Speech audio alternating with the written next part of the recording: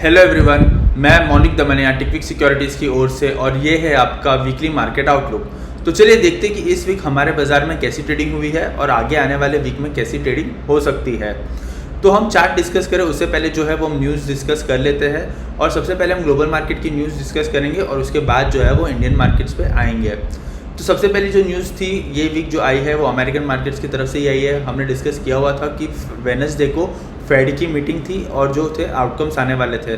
तो फेड ने जो है वो रेट कट्स अनचेंज ही रखे और जो कमेंट्स थे वो कुछ ज़्यादा अच्छे दिए भी नहीं। उसकी वजह से जो था हमें अमेरिकन मार्केट्स में उस दिन के लिए फॉल देखने को मिला था। उसकी वजह से हमारे मार्केट्स में भी थोड़ा गैप डाउन ओपनिंग हुई थी, बट हमारे मार्केट्स ने end of the day recovery कर ली थी। तो एज सच कोई बड़ा इवेंट ये हुआ नहीं। दूसरी न्यूज़ की अगर हम बात करें तो वो है वॉर के एंड की न्यूज़ है। तो फ्राइडे को 19 को डील साइन होने वाली थी, पीस डील। तो लेकिन हुआ क्या कि इंटरम डील ही सिर्फ साइन हुई है कि 60 डेज तक ये जो सीज़ फायर है वो और एक्सटेंड होने वाला है। और जो ये डील थी जो साइन होने वाली थी स्विट्ज़रलैंड में, तो ईरान ने तो जो है वो साफ साफ मना कर दिया कि हम जो है वो स्विट्ज़रलैंड नहीं जाएंगे।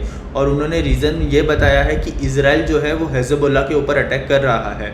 तो हिजबुल्लाह जो है वो एक पॉलिटिकल हम कह सकते हैं कि मिलिट्री या पॉलिटिकल पार्टी है जो लेबनान में है। और ईरान जो है वो हिजबुल्लाह को बहुत ज़्यादा सपोर्ट करता है और उनको फंड्स भी देता है।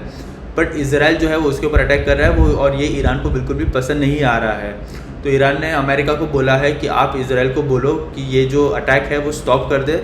अगर ये स्टॉप करेंगे तो ही हम जो है वो स्विट्ज़रलैंड आएंगे और बातचीत करेंगे आपसे। उसके बाद ये सब हुआ और फिर स्विट्ज़रलैंड ने भी स्टेटमेंट पास कर दिया है कि स्विट्ज़रलैंड में ना ही ईरान आया है और ना ही यूएस आया है। तो जैसे कि हम देख सकते हैं कि पीस डील जो है वो अभी भी चल रही है और ऐसा सच कुछ हम कह सकते हैं कि इसके नतीजे पर हम पहुँचे नहीं है। अच्छी बात सिर्फ यही है कि इंटरम पीस डील साइन हुई है और 60 डेज तक सीज़ फायर और रहने वाला है। तो हमें यही देखना है कि आगे जाते वक्त हमें ये वॉर के एंड से और क्या न्यूज़ देखने को मिलती है। अगर हम क्रूड ऑयल के भी प्राइसेस की बात करें तो ये पीस डील साइन होने वाली थी, इसी न्यूज़ की वजह से क्रूड ऑयल के प्राइसेस जो है ये पूरे वीक में हमें सिर्फ गिरते हुए ही दिखे हैं और $80 तक आ पहुँचे हैं। तो ये जो है वो काफ़ी अच्छी न्यूज़ है हमारे बाज़ार के लिए भी और ग्लोबल मार्केट के लिए भी। उसके बाद अगर हम बात करें तो अमेरिकन मार्केट में एक्सेंचर का रिजल्ट आया था जिसके अंदर उन्होंने बताया है कि हमारा जो फ्यूचर रेवेन्यू का जो ग्रोथ है वो कम होने वाला है। और उन्होंने बताया ये सारे के सारे रीजंस कि क्यों हो सकता है, कैसे हो सकता है। उसके वजह से उनका जो स्टॉक था वो 17% नेगेटिव फ्लोज हुआ है। और उसके वजह से हुआ यूँ कि इंडियन IT सेक्टर में भी हमें काफ़ी गिरावट देखने को मिली थी फ्राइडे को। इंडियन IT सेक्टर भी हम देख सकते थे कि ऑलमोस्ट 6% नेगेटिव था, but through out the day थोड़ी रिकवरी के बाद ऑलमोस्ट 3.6% नेगेटिव पे क्लोज हुआ है। जैसे कि जो भी हमारे शेयर से इन्फोसिस, TCS, विप्रो, उसके अंदर भी हमें भारी गिरावट देखने को मिली है। और ये सारे कंपनीज के जो शेयर है वो 52 वीक लो पे ट्रेड कर रहे हैं। तो IT सेक्टर में जो है वो हमें एज सच कुछ खास ज़्यादा उम्मीद लग नहीं रही है। और ये जो गिरावट चालू हुई है जब से एंथ्रोपिक की न्यूज़ आई है तब से जो है वो हमें नए नए लोस ही देखने को मिल रहे हैं। तो ये जो सारी न्यूज़ थी वो हमें ग्लोबल मार्केट के एंड से देखने को मिली है। तो चलिए इंडियन मार्केट्स में आ जाते हैं। और अगर इंडियन मार्केट्स की बात करें तो सबसे इम्पॉर्टेंट इवेंट तो यही था कि फ्राइडे को रिलायंस का AGM था। तो हमें उसके ऊपर भी फोकस करना था कि रिलायंस अपने AGM में क्या बोलता है।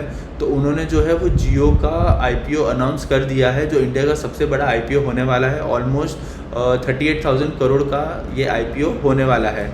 और उन्होंने जो अपने प्लान्स थे वो भी सारे डिस्कस किए हैं।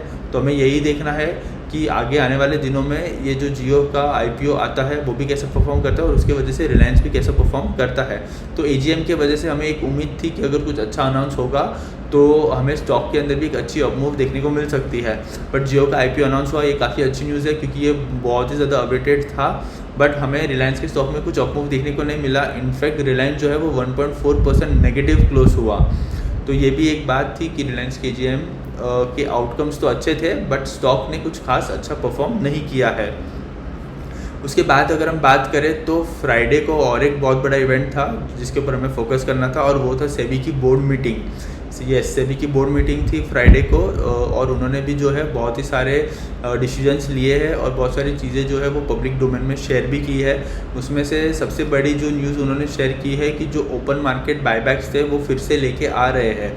तो पहले जो था लास्ट ईयर अप्रैल में सेबी ने बैन कर दिया था open market buybacks for the company कि आप जो है वो मार्केट से डायरेक्ट शेयर्स नहीं परचेस कर सकते हो, आपको जो है वो टेंडर रूट ही लेना पड़ेगा। बट उसके बाद गवर्नमेंट ने कुछ टैक्स के अंदर भी रेगुलेशन चेंज किए और उसके बाद उन्हें रियलाइज़ हुआ कि ओपन मार्केट बायबैक्स जो है वो कंपनीज़ के लिए और रिटेलर्स के लिए बेस्ट रहेगा कि अगर ये करे। तो सेबी जो है वो फिर से बायबैक्स लेके आ रहा है और 1 अगस्त के बाद जो कंपनी है ये ओपन मार्केट से बायबैक कर सकती है। तो ये जो एक था वो एक काफ़ी बड़ा चीज़ थी जो सेबी ने अनाउंस की थी। उसके बाद भी उन्होंने ये भी बोला है कि जिसको भी अभी हम समझे कि डेरिवेटिव्स में काम करना होगा, कि कोई ब्रोकर है तो उसका जो नेटवर्थ जो था वो इंक्रीज़ कर दिया गया है कि जो भी नए ब्रोकर्स आएंगे उनके लिए।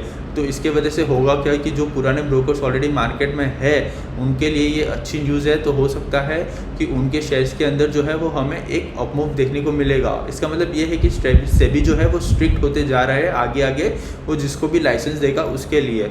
तो मंडे को जो है वो हम सारे के सारे ब्रोकिंग शेयर्स के ऊपर नज़र रख सकते हैं। हो सकता है कि हमें कुछ मूवमेंट देखने को मिल जाए।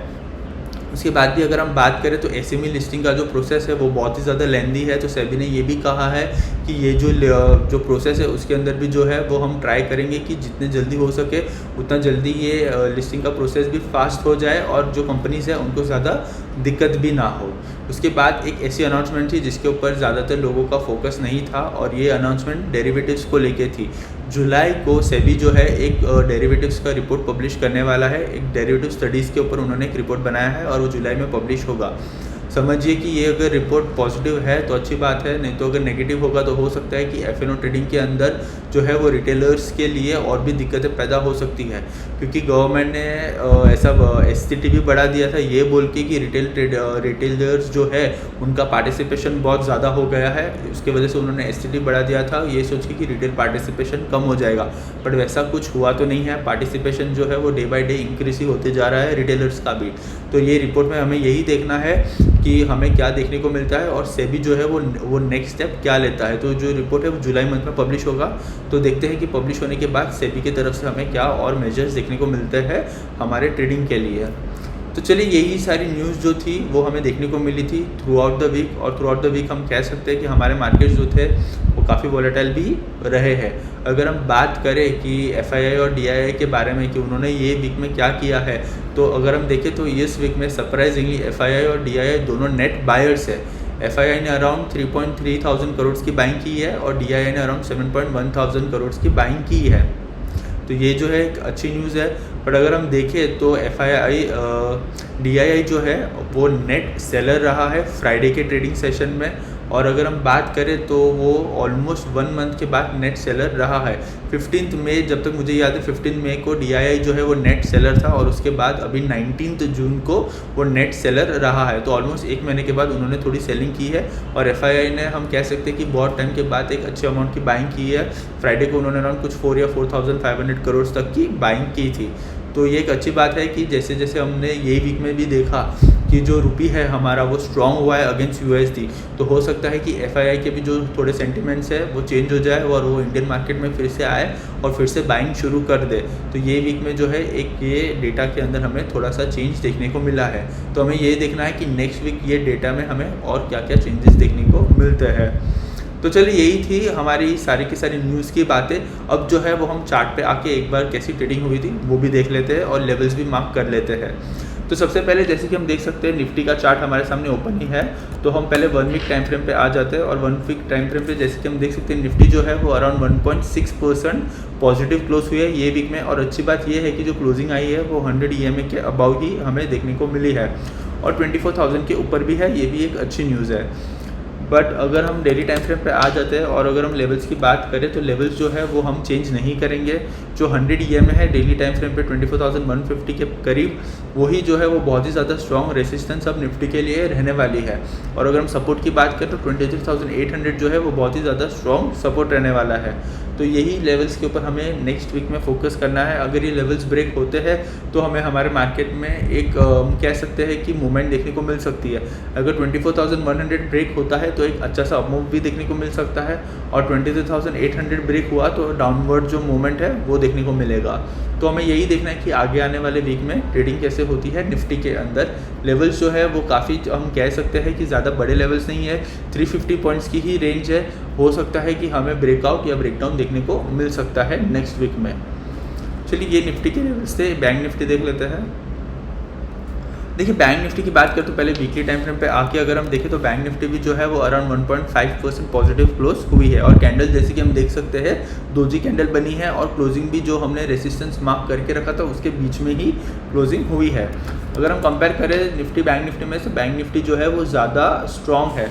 बैंक निफ्टी की भी लेवल्स की बात करें तो हमने पहले भी डिस्कस किया था, और ये पूरे वीक हमने सिर्फ एक चीज़ डिस्कस की है कि बैंक निफ्टी 57,400 से लेकर 57,800 के जो लेवल्स है वो ही अगर ब्रेक करके डिसेसिवली अगर ऊपर गई तो हमें अप मूव देखने को मिलेगा, या फिर उसके नीचे क्लोजिंग आई तो हमें डाउन मूव देखने को मिल सकता है। और अगर हम प्रीवियस वीक की बात करें तो जैसे कि आप देख सकते हो 5 दिन जो बैंक निफ्टी है वो इन्हीं लेवल के आजू बाजू क्लोज हुई है, तो ऐसा कोई बड़ा मूवमेंट हमें देखने को नहीं मिला है। मंडे को सिर्फ गैप अप जो हुआ था वही एक बड़ा मूवमेंट था, बाकी throughout the day throughout the week हम कह सकते हैं कि ऐसा कोई बड़ा मूवमेंट हमें बैंक निफ्टी में नहीं देखने को मिला है।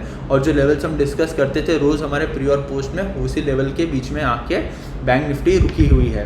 तो देखते हैं कि आगे आने वाले वीक में बैंक निफ्टी भी जो है वो कैसा परफॉर्म करती है। चलिए ब्रेंट क्रूड देख लेते हैं।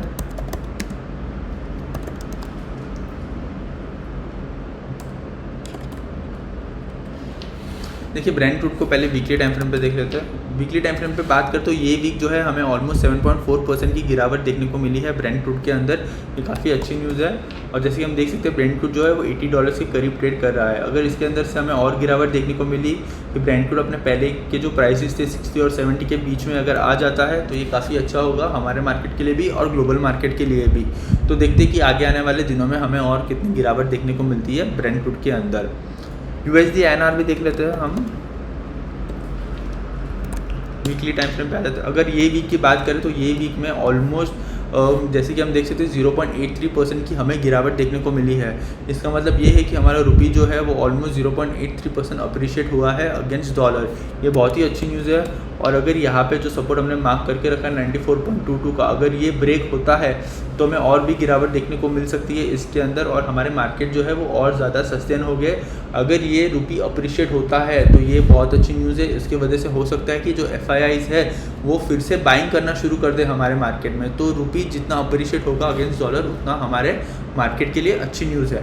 तो देखते हैं कि आगे आने वाले वीक में जो है वो USD INR कैसा परफॉर्म करता है। ये वीक अगर हम बात करें तो 5 दिन हमें गिरावट देखने को मिली है, बहुत ही अच्छी न्यूज़ है। तो देखते हैं कि नेक्स्ट वीक में भी जो है वो USD INR कैसा परफॉर्म करता है। चलिए अगर हम सेक्टर टू फोकस की बात करें कि हमें नेक्स्ट वीक में कौन से सेक्टर पे फोकस करना चाहिए, तो मेरे ध्यान में एक सेक्टर है, वो है PSU बैंक्स। हमने लास्ट वीक भी यही डिस्कस किया था कि हमें PSU बैंक के ऊपर फोकस करना चाहिए। PSU बैंक जो है वो अच्छा परफॉर्म कर सकता है, क्योंकि हम निफ्टी और बैंक निफ्टी में भी कंपेयर करें तो बैंक निफ्टी जो है वो कंपैरेटिवली ज़्यादा स्ट्रॉन्ग है निफ्टी के। तो इसके लिए PSU बैंक्स भी जो है वो आउट परफॉर्म कर सकते हैं। तो अगर हम वीकली टाइम फ्रेम पे अगर हम देख ले तो वीकली टाइम फ्रेम पे तो ये वीक जो है अराउंड 2.2% पॉजिटिव क्लोज हुई है PSU बैंक। तो हो सकता है कि यहाँ से हमें एक अच्छा सा और मूव देखने को मिल सकता है। तो नेक्स्ट वीक के लिए जो है वो हम PSU बैंक के ऊपर भी फोकस कर सकते हैं, क्योंकि क्लोजिंग जो है वो अच्छी है, एज सच कोई बुरी नहीं है। अब जो नेक्स्ट रेजिस्टेंस है वो इस लेवल के ऊपर है 9060 के करीब। तो देखते हैं कि हमें और 300-400 पॉइंट्स का मूवमेंट देखने को मिलता है कि नहीं देखने को मिलता है PSU बैंक्स में। तो नेक्स्ट वीक हमारा सेक्टर्स टू वॉच में मैं PSU बैंक्स देखने वाला हूँ, आप भी PSU बैंक्स के ऊपर फोकस रख सकते हैं। तो चलिए फ्राइडे को जो FII और DI का डेटा आया था वो मैं आपको एक बार दिखा देता हूँ। देखिए फ्राइडे की अगर हम बात करें तो ये रहा DII जो है वो नेट सेलर रहा है ऑलमोस्ट 1100 करोड़ का, और FII जो है उसने अराउंड 4800 करोड़ की बाइंग की है। तो ये जो नंबर्स है वो रिवर्स हो गया है। DII जो हमेशा बायर्स रहता था वो सेलर हो गया है, और FII जो हमेशा सेलर रहता था वो बायर हो गया है। तो ये जो चेंज इन डेटा है वो काफ़ी अच्छा है। तो देखते हैं कि आगे आने वाले वीक में भी हमें इस डेटा में क्या क्या और चेंजेस देखने को मिलते हैं। तो चलिए यही थी हमारी वीकली मार्केट आउटलुक की बातें, क्योंकि इस अभी तो कुछ समराइज़ करने के लिए है नहीं आज के टॉपिक के अंदर। तो हम जो है वो फिर से मिलेंगे। और एक चीज़ मैं आपको बता देता हूँ कि नेक्स्ट वीक में फ्राइडे को छुट्टी है। तो जो है हमारे बाज़ार में छुट्टी है फ्राइडे को, तो लॉन्ग वीकेंड है फ्राइडे सैटरडे संडे। तो 4 ही दिन ट्रेडिंग होने वाली है, मंडे ट्यूसडे वेडनेसडे थर्सडे। तो ये चीज़ सिर्फ आपको याद रखनी है, क्योंकि जो भी ओवरनाइट ट्रेडर्स होते हैं तो उनको पता होना चाहिए कि कब छुट्टी है। तो फ्राइडे को जो है वो नेक्स्ट वीक हमारे बाज़ार में छुट्टी है और 4 ही ट्रेडिंग सेशन है। तो चलिए यही थी बातें जो मुझे आप लोगों के साथ डिस्कस करनी थी। तो चलिए हम फिर मिलेंगे मंडे को प्री मार्केट आउटलुक के साथ और फिर से लेवल डिस्कस कर लेंगे और देखते हैं कि हमें संडे बाकी है, कुछ ग्लोबल मार्केट की तरफ से न्यूज़ आती है या कोई इंडियन मार्केट की तरफ से न्यूज़ आती है तो हम उसे भी डिस्कस कर लेंगे। ठीक है, अगर आपको ये वीडियो अच्छा लगा है तो please like share and subscribe and thank you for watching.